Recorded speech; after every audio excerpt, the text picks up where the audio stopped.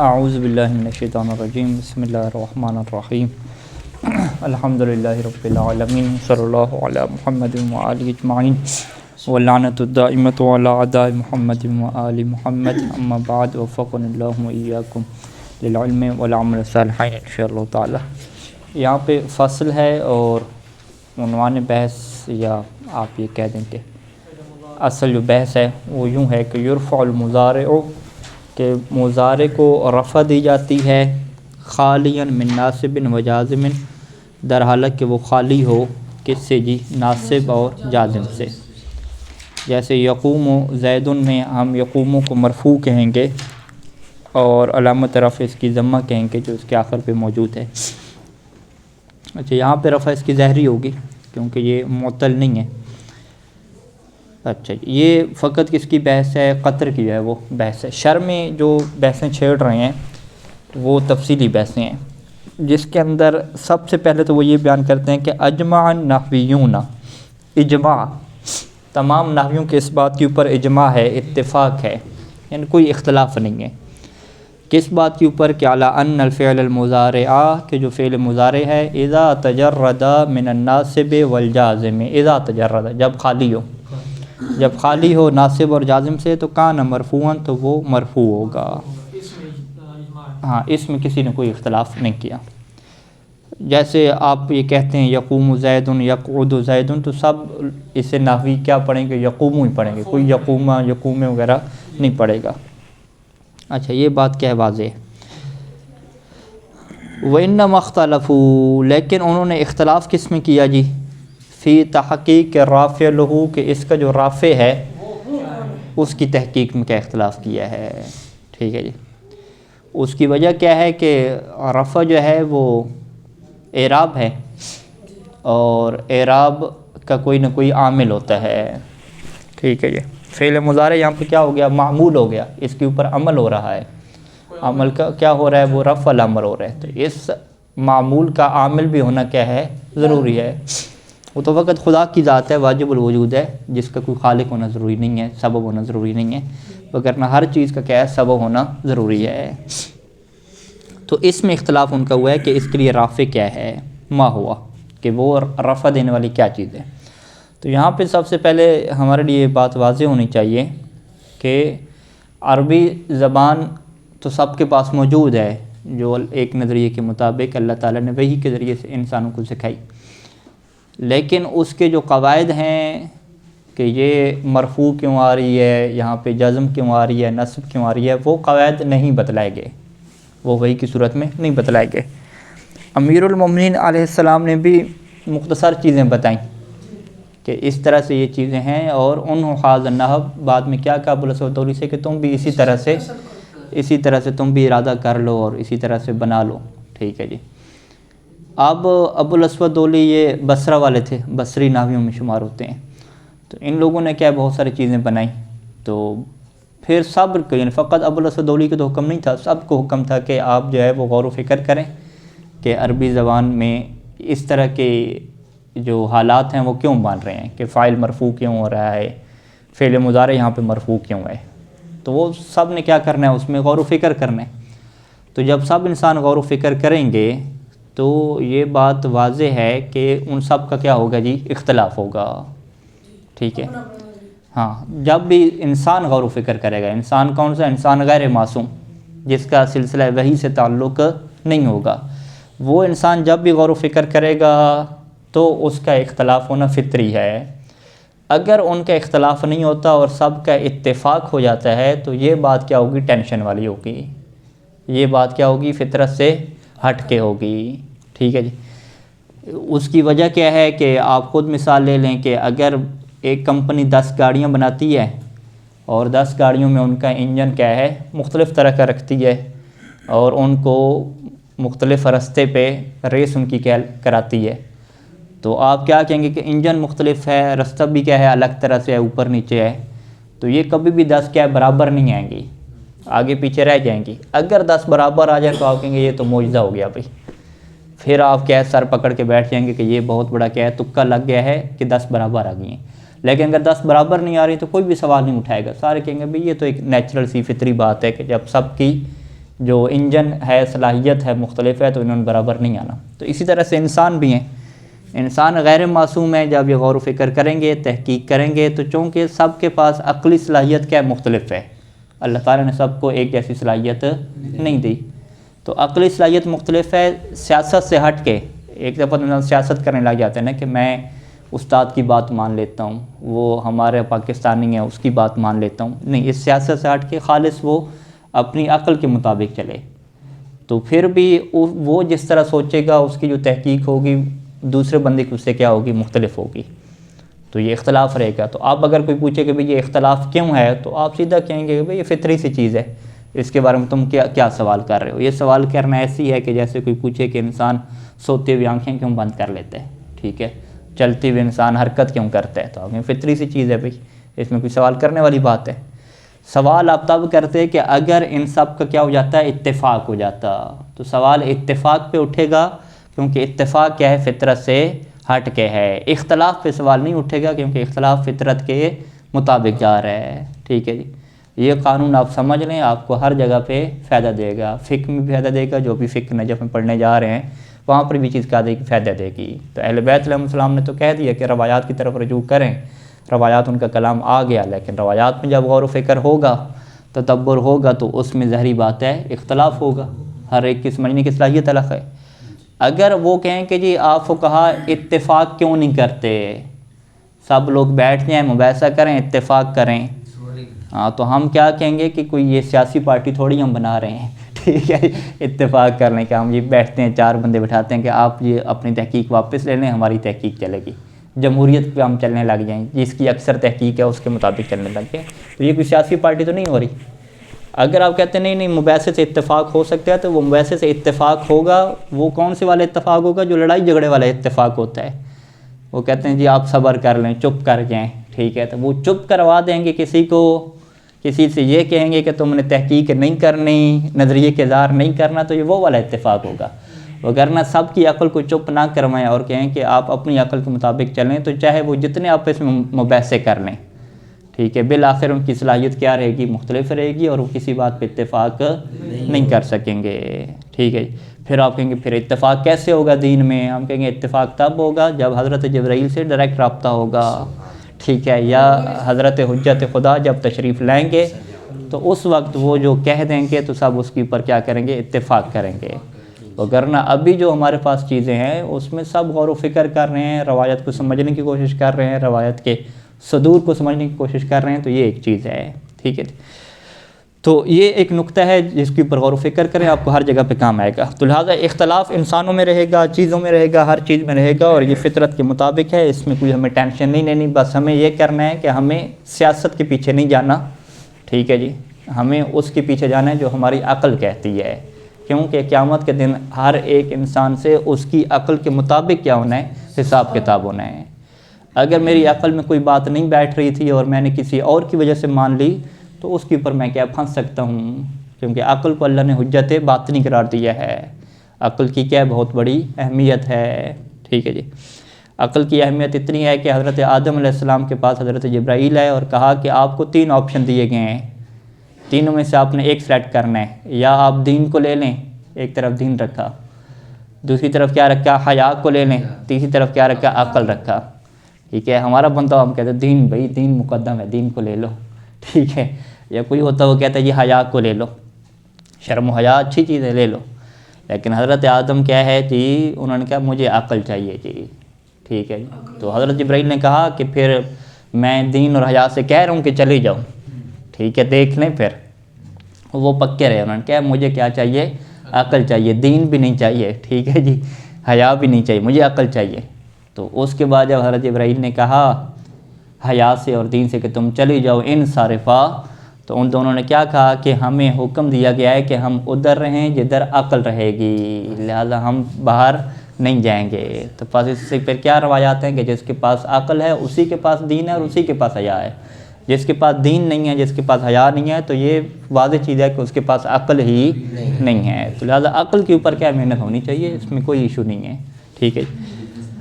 تو اسی وجہ سے حوضہ نجف میں آپ دیکھیں گے کہ سید خوئی علیہ رحمہ سید سستانی کے استاد ہیں، لیکن سید سستانی اپنے استاد سے ٹوٹلی اختلاف کرتے ہیں، ٹھیک ہے، نہ علم رجال میں ان کے نظریات مانتے ہیں، نہ روایت کے فہم میں مانتے ہیں۔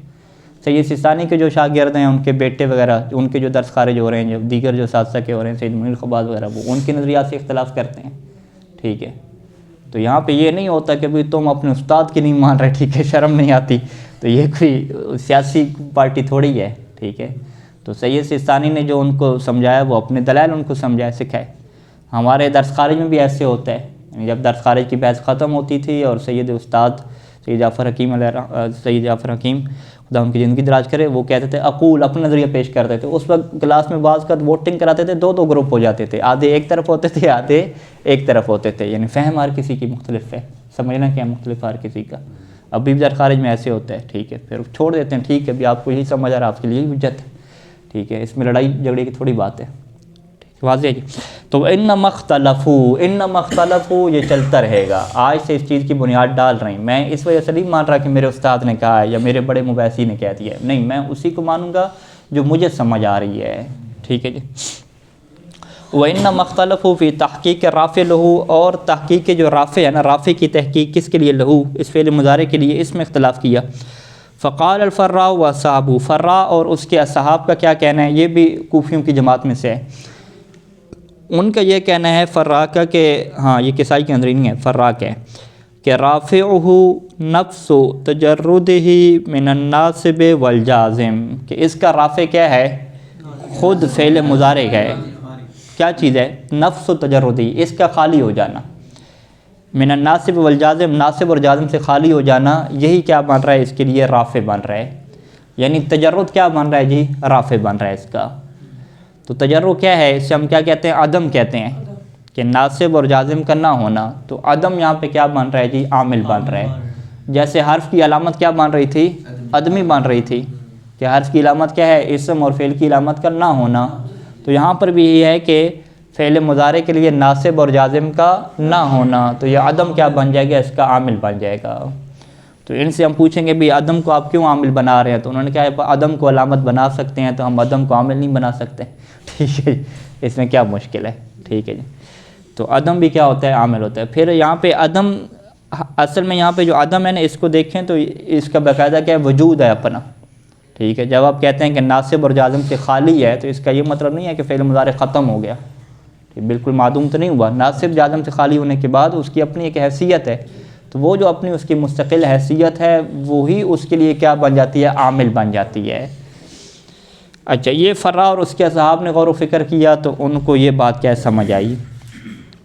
کسائی یہ بھی کوفیوں میں سے ہے، اور یہ ہے بھی کوفیوں کا امام، ٹھیک ہے جی، لیکن اس کی پھر بھی فراء لوگوں نے نہیں مانی ہے۔ انہوں نے کہا ٹھیک ہے، ہم کوفی ہیں، لیکن ایسی بات تو نہیں ہے کہ ہم ساری سیاسی جماعت بنا لیں کہ ایک بندے نے کہہ دیا باقی اس کے پیچھے چلیں گے۔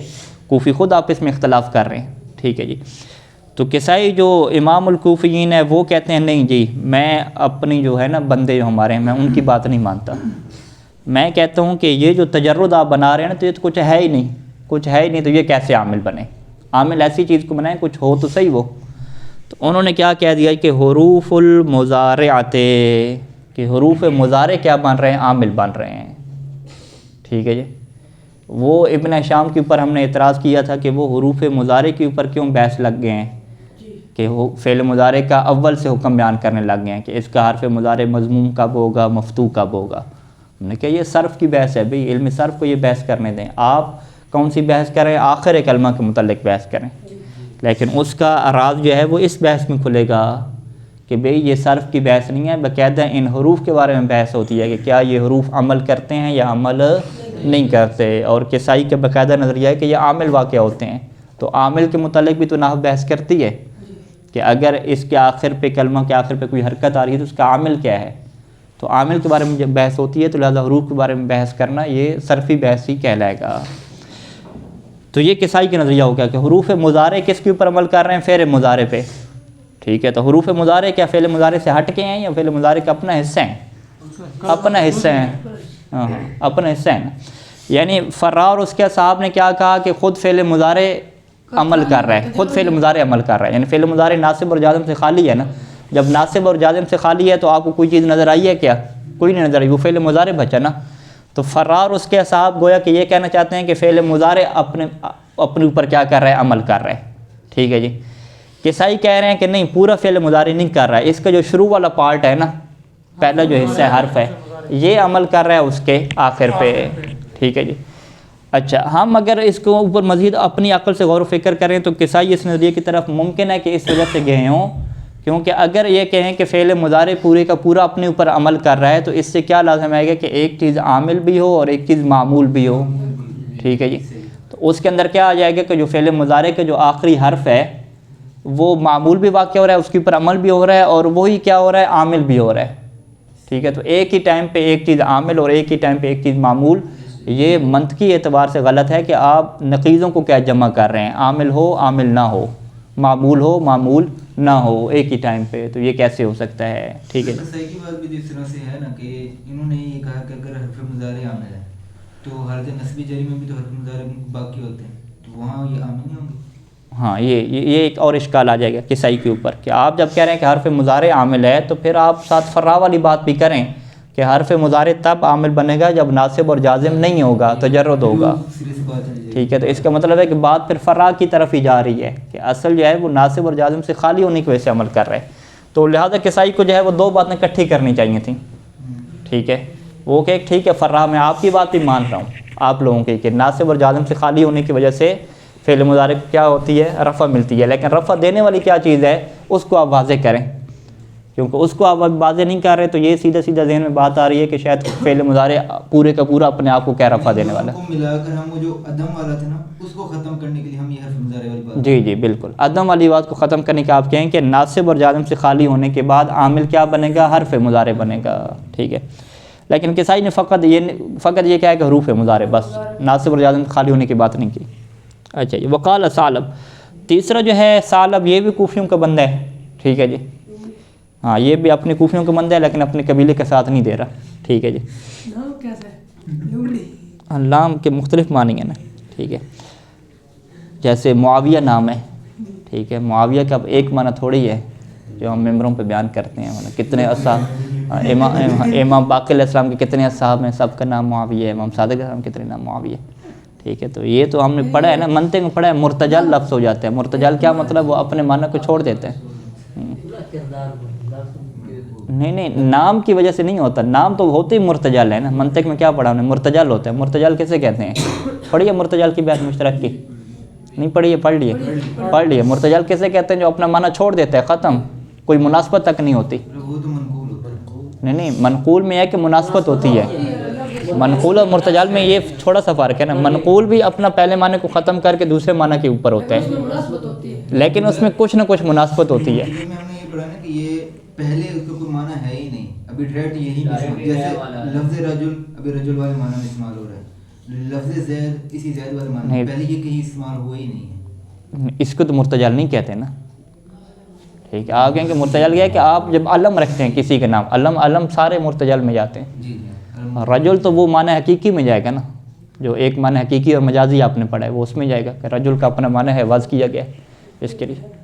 مرتجل یہ ہے کہ معنی وضع کیا گیا، اب رجل جو ہے وہ کسی بندے کا آپ نام رکھتے ہیں، وہ اپنے بیٹے کے نام رجل رکھتا ہے تو یہ مرتجل بن جائے گا۔ تو آپ کہیں گے کیا یہ مرد ہے آپ کا بیٹا ہے، تو چھوٹا سا بچہ ہے 1 سال کا، تو آپ کیا کہیں گے بھی میں لغوی معنی تھوڑی بات کر رہا ہوں، میں نے اپنے بیٹے کا نام رکھا ہے، لفظ مرتجل ہے۔ تو لفظ جو مرتجل ہوتے ہیں وہ سوائے ائمہ علیہ السلام کے، ائمہ علیہ السلام کے جو نام ہوتے ہیں وہ مرتجل نہیں ہوتے، وہ بالکل اسم با مسمى ہوتے ہیں نا، پھر محمد ہے، حسن ہے، جو بھی ہے، لیکن جو عام ہم لوگوں کے نام رکھے جاتے ہیں وہ مرتجل کہلاتے ہیں، ٹھیک ہے، کہ وہ بالکل ہو سکتا ہے کہ نام کا عبد الرحمن ہو اور کردار کا عبد الشیطان ہو، ٹھیک ہے، یوں ہو سکتا ہے۔ تو لہٰذا ثعلب کے اوپر جو کہہ رہے ہیں کہ اصل اس کا معنی لغت میں اور ہے، تو ہم کہیں گے نہیں، جب یہ نام رکھا گیا تو مرتجل ہو گیا، آپ لغوی معنی کو یہ چھوڑ چکا ہے، ختم جی، ٹھیک ہے۔ اب آپ لگے رہے ہیں اپنی خطابت میں، تو وہ خطابت کہلائے گی، منطقی اور علمی بات نہیں کہلائے گی، عوام نعرے لگا لے گی، لیکن علم والے کہیں گے کہ بندہ بس ایسے ہی ہے، ایویں ہی ہے، ٹھیک ہے، ٹوٹکے والا۔ تو ثعلب کا کیا نظریہ بنا کہ مضارعتہ للاسم، وہ کہتا ہے کہ اس کی جو مضارعت ہے نا، مضارعت بمعنی مشابہت کے، زارع یزارع مضارع، اس کی جو مشابہت ہے اسم کی وجہ سے، یہ مشابہت اس کے لیے کیا ہے، رفع کا سبب ہے، ہم کہیں گے بھی اسم کے جب مشابہ ہو گیا تو اسم میں کیا ہوتی ہے، کہتے ہیں اسم میں بہت سارے اعراب آتے ہیں نا، رفع بھی آتی ہے، نصب بھی آتی ہے، جر بھی آتی ہے. تو رفع نصب جر میں سے جو سب سے اقوی جو اس کے لیے شمار ہوتی ہے نا، قوی ترین علامت، وہ رفع شمار ہوتی ہے. ٹھیک ہے جی، یعنی اس کو مزید کھولنا پڑے گا. سب سے پہلے انہوں نے کہا کہ اس کی اسم کے ساتھ مشابہت ہے. ہم کہیں گے ٹھیک ہے، اسم کے ساتھ مشابہت ہوگی تو اسم بھی معرب ہوتا ہے، فعل مضارع بھی معرب ہوگا. یہ ایک معرب ہونے کی وجہ یہ بیان کرتے ہیں. اب جب معرب ہے تو آپ کو یہ بیان کرنا ہے کہ رفع اس کے اوپر کیوں آ رہی ہے. جب معرب ہے تو نصب جر بھی آ سکتی ہے نا. وہ کہتے ہیں اس وجہ سے رفع ہم دیں گے کیونکہ اسم کے اندر جو رفع ہے وہ اقوی علامت شمار ہوتی ہے. یہ ایک نظریہ موجود ہے کہ نصب اور کسرہ کیا ہے، یہ اقوی شمار نہیں ہوتی. اقوی جو علامت کے طور پہ دیکھی جاتی ہے وہ رفع کو کیا دیکھا جاتا ہے کہ یہ بڑی مضبوط ترین علامت ہے جو اس کے اوپر کیا ہے، لگتی ہے. اچھا جی، یہ ان کا استدلال ہو جائے گا ثعلب کا. یہ کوفی کیا ہے، کوفیوں کے 3 گروہ ایک سائڈ پہ ہو گئے. بصری کیا کہتے ہیں، وقال البصریون حلولہ محل الاسم. بصری یہ کہتے ہیں کہ چونکہ فعل مضارع اسم کی جگہ پہ آ سکتا ہے تو اسم کی جگہ پہ جب یہ آتا ہے تو پھر اسم والا اعراب اس کو ملنا چاہیے. ٹھیک ہے جی، اور اسم کا اعراب جب ملتا ہے تو رفع والا ملتا ہے اقوی علامت کے طور پہ. ٹھیک ہے جی، مگر یہ کہ اسم میں کیا ہوتا ہے کہ اس کے اوپر اگر کوئی عامل داخل نہیں ہوتا، جیسے زید ضارب ہے، زید ضارب میں ضارب اسم ہے تو ضارب اسم کو ہم نے رفع دیا ہے جبکہ اس کے شروع میں کوئی عامل ہمیں نظر نہیں آیا. ٹھیک ہے، وہ عامل ہم کیا کہتے ہیں، مبتدا عامل ہے اس کے لیے، مانوی ہے، ظاہری ہے. مبتدا کے لیے مانوی ہے نا، خبر کے لیے تو مانوی نہیں ہے نا، خبر کے لیے تو خود مبتدا ہے، خبر کے لیے خود مبتدا. اچھا، مبتدا کے لیے زید کی اگر مثال لے لیں گے تو وہ یہ ہے. لیکن حلول محل الاسم سے کیا مراد ہے کہ یضرب زید کی جگہ پہ تو نہیں آتا نا. یضرب کس کی جگہ پہ استعمال ہوتا ہے، ضارب کی جگہ پہ استعمال ہوتا ہے. زید یضرب کہتے ہیں اور زید ضارب کہتے ہیں.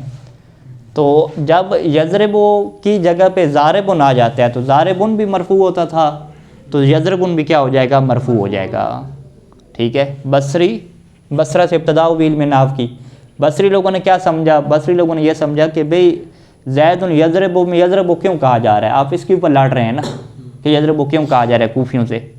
تو کوئی کہہ رہا ہے کہ یہ یضرب اس وجہ سے ہے کیونکہ یہ ناصب جازم سے خالی ہے، کوئی کہہ رہا ہے کہ جس کی مشابہت ہو کی ہے، کوئی کہہ رہا ہے کہ حرف مضارع اس کو رفع دے رہا ہے. تو انہوں نے کہا کہ بھئی آپ یہاں سے اندازہ لگائیں کہ جب زید یضرب آپ بول رہے ہیں تو اگر یضرب کو ہٹا کے آپ اسم استعمال کریں، اسم فاعل استعمال کریں تو آپ کیا بولیں گے، زید ضاربن بولیں گے یا زید ضاربن بولیں گے، ضاربن بولیں گے. تو اس کا مطلب ہے کہ اگر اس کی جگہ پہ اسم آئے گا تو وہ بھی مرفوع ہوگا، تو جب یہ خود آ رہا ہے تو یہ بھی کیا ہو جائے گا، مرفوع ہو جائے گا. تو لہٰذا آپ کیا کہیں کہ حلول محل الاسم، کیونکہ یہ اسم کی جگہ پہ آ رہا ہے، اسم کے محل پہ آ رہا ہے اور اسم کیا ہوتا ہے، مرفوع ہوتا ہے، تو لہٰذا یہ بھی کیا رہے گا، مرفوع رہے گا. تو انہوں نے کیا یہ وجہ ان کو سمجھا دی. تو اسی وجہ سے وہ کیا کہتے ہیں، قالوا بصریوں نے کیا کہا، ولہذا اذا دخل علیہ نحو ان ولن ولم ولما. ٹھیک ہے، اب یہاں پہ ایک سوال اٹھے گا کہ بھئی یہ اسم کی جب جگہ پہ آ رہا ہے تو اس کے شروع میں اگر ناصب اور جازم داخل ہو جائے تو پھر کیا یہ اسم کی جگہ پہ نہیں آتا. انہوں نے کہا بالکل نہیں آتا. ٹھیک ہے، یعنی اذا داخل علیہ نحو ان ولن ولن لما، یہ جو حروف ہیں اس کے اوپر جب داخل ہوں، ان کیا ہے، حرف ناصبہ، لن بھی حرف ناصبہ ہے، لم اور لما حرف جازمہ، تو امتنع رفعہ، تو اس کا مرفوع ہونا ممنوع ہو جاتا ہے. کیوں ممنوع ہو گیا، لأن الاسم لا یقع بعدہا، کیونکہ جو اسم ہے پھر اس کے بعد واقع نہیں ہوتا. آپ کو بعدہ لکھا ہوا ہے، جی جی، یعنی ان حروف کے بعد واقع نہیں ہوتا. لأن الاسم لا یقع بعدہا بعد هذه الحروف، کیونکہ اسم جو ہے وہ ان حروف کے بعد واقع نہیں ہوتا. فلیس حینئذ حال المحل الاسم، پس اس وقت، حینئذ کیا مطلب، جب اس کے اوپر یہ حروف لگے ہوں گے، پس جب اس کے اوپر حروف لگے ہوں گے تو اس وقت یہ اسم کی جگہ پہ داخل، اسم کی جگہ پہ نہیں آ سکے گا. فلیس حینئذ حالا محل الاسم، ہاں فقط رفعی حالت میں اسم کی جگہ پہ آئے گا، لیکن ان حروف والی حالت میں یہ اسم کی جگہ پہ نہیں آئے گا. تو بصریوں کی بات کیا لگ رہی ہے، بڑی معقول لگ رہی ہے، اس وجہ سے کہ ہماری ان کے ساتھ ہمدردی بھی ہے اور بصرہ سے شروع ہوئی تو ہمیں ان کی بات کیا اچھی لگ رہی ہے. لیکن ابن ہشام کیا کہتے ہیں کہ اصح الاقوال الاول کے فرا نے جو بات کی ہے نا اس کے حساب نے، وہ سب سے زیادہ صحیح بات ہے. پیچھے کھڑا کر رکھا گیا نہیں کرا اس کو نہیں علی الاسم نہیں علی الفعل المضارع ولہذا اسی وجہ سے اذا داخل علی فعل المضارع فعل مضارع کے اوپر جب ان لن ولم ولما داخل ہوں تو امتناع رفع فعل المضارع. ٹھیک ہے جی. اچھا جی اصح الاقوال انہوں نے کس کو کہا؟ ابن ہشام نے اول کو کہا اور کہا کہ یہی جو آپ کو ملے گی نا بات رافع اور جازم سے خالی ہونا، یہی بات جاری ہے علی السنۃ المعربین. معرب کسے کہتے ہیں؟ اعراب لگانے والے. ان کی زبان پہ یہی بات جاری ہے. یعنی ابھی آپ جب اعراب لگائیں گے زید یضرب لکھیں گے تو آپ کیا کہیں گے؟ یضرب مرفوع ہے وعلامۃ رفعہ الضمۃ الظاہر علی آخرہ لأنہ خال من الناصب والجازم. یہ جو لأنہ خال من الناصب والجازم ہے نا، یہ بہت سارے جنہوں نے اعراب لگائے ہیں نا قرآن مجید کے، آپ اعراب القرآن کھول کے دیکھیں تو اعراب لگانے والوں کی زبان پہ یہ جملہ آپ کو جاری ملے گا. وہ جب بھی کہتے ہیں کہ فعل مضارع مرفوع ہے تو مرفوع کیوں کہتے ہیں؟ لأنہ خال من الناصب والجازم. یعنی پہلے وہ کہہ دیتے ہیں، کہتے ہیں زید یضرب فعل مضارع ہے مرفوع ہے لأنہ خال من الناصب والجازم. اور اگر وہ کہتے ہیں منصوب ہے تو وہ کہتے ہیں منصوب لأنہ داخل علیہ حرف الناصب. ٹھیک ہے، یوں کر کے. نہیں ابھی دلیل نہیں دی، ابھی یہ اپنی بات کو کیا ہے تھوڑا پختہ کر رہے ہیں کہ میری بات کوئی عجیب سی بات نہیں ہے، میری بات جمہوریت اور معربین کے مطابق ہے. وہ بھی یہی بات کہہ رہے ہیں، میں بھی یہی بات کہہ رہا ہوں. یعنی یقولون، وہ کیا جملہ کہتے ہیں؟ وہ کہتے ہیں مرفوع، فعل مضارع کو مرفوع کہتے ہیں. اس کے بعد وہ کیا کہتے ہیں؟ لتجردہ من الناصب والجازم، کیونکہ یہ ناصب اور جازم سے خالی ہے.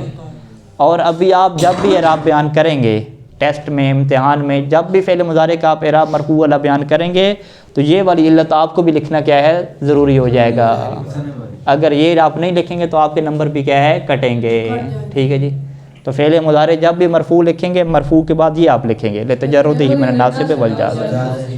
ٹھیک ہے، یہ مصنف کا نظریہ ہو گیا. اور اب اگلی کہانی کیا ہے مصنف کی، کل کے درس میں ہم بیان کریں گے کہ ان کے پاس کیا دلائل ہیں کہ بصریوں کے نظریے کو یہ کیسے رد کرتے ہیں، کسائی کو کیسے رد کرتے ہیں، اور سالب کو کیسے رد کرتے ہیں. ہاں، یہ تینوں کے نظریے کو رد کریں گے، ان کے پر اشکالات ڈالیں گے اور اپنے نظریے کے کیا دفاع کریں گے. ٹھیک ہے جی. تو کل کے درس میں آپ بھی تیاری کر کے ہیں، پھر ہم ان کی بات کو سنتے ہیں، پھر اپنی عقل کی بات کو دیکھتے ہیں. تو دیکھتے ہیں کہ ہم پھر کس کے مطابق جا رہے ہیں. ہاں، اپنا نظریہ، یعنی کوفی بصری اور نئی چیز کیا بنے؟ پاکستانی. اللہم صل